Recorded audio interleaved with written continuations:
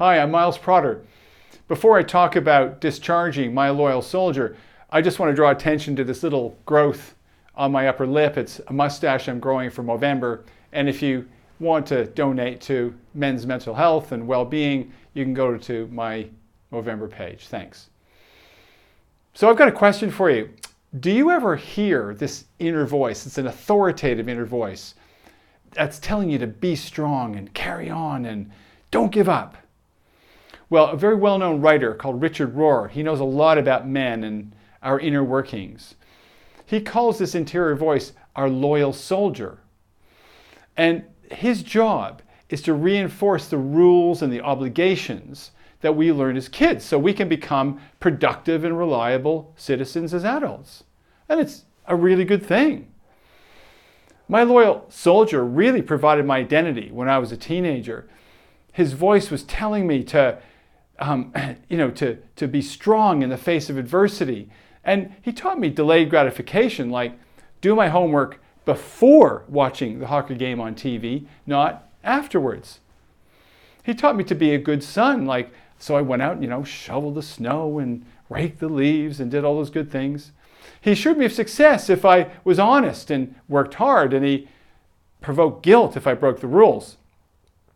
And I grew quite attached to the voice of my loyal soldier because the discipline and the good habits that he was kind of reinforcing really was a formula for success for me in my 20s, and I did pretty well.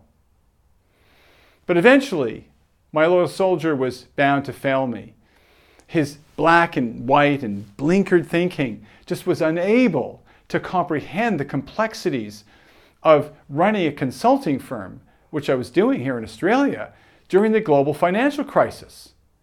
So with falling sales and too many people and outdated products, I needed new ideas. But, my loyal soldier can only keep repeating, don't give up, be strong, work harder.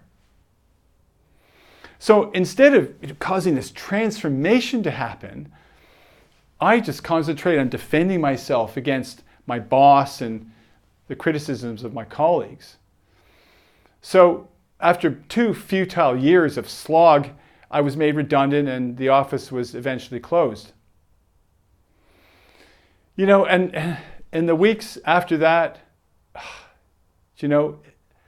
something just collapsed inside me and it just felt like something died.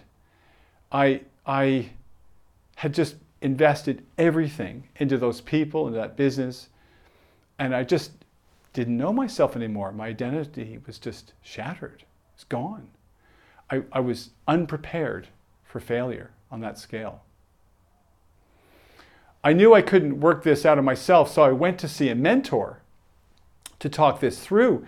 And he reminded me of this writer, Richard Rohr, and the story where the loyal soldier comes from. It's from post-war Japan, where some very, very wise community elders, they welcomed home these traumatized young men who'd been fighting. And they created a special ceremony, this ritual, which the Japanese seemed to be very good at.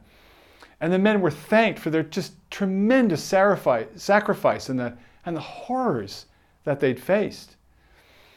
And they were told that all that fighting spirit was now no longer necessary and that each one could discharge his loyal soldier and instead become a soldier for peace and reconstruction. I mean, amazing.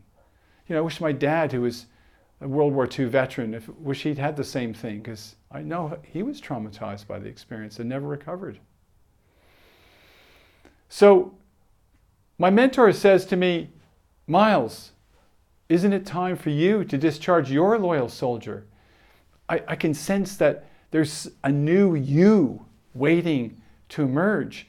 There's a second half of life to live. Well, I just didn't know how to respond to this. I didn't know what to do. So he just suggested I go for long walks on the beach and write in a journal about how I was feeling, what I was thinking. I tried to get work, but it was just too hard. And I spent, a lot of my redundancy money just thinking and reflecting. Eventually, after a few months, really, I was able to slowly kind of get clarity about my loyal soldier. And at some point, I remember my mentor saying, we did this little ceremony, and I was able to say, thank you. I honor you, and I honor all the things you've taught me how to be. And now you're discharged, and you can go on your way. And it's not like he's gone forever. He keeps kind of coming back. But what I'm noticing is that the drive I have for success in the old way has diminished a little bit.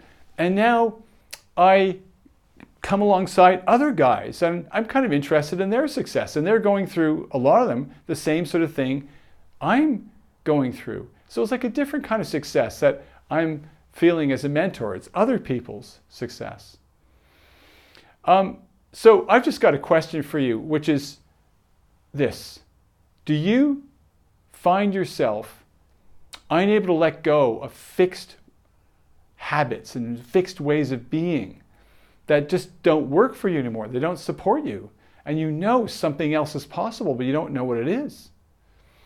I suggest that maybe you could address your loyal soldier, honor him, honor or her, but thank him or her and let him go and see what happens. I hope this has been useful. If you want to find out more, you can go to our page, our website, thevaluespartnership.com, and under services, click on Miles and you can see more about what we do.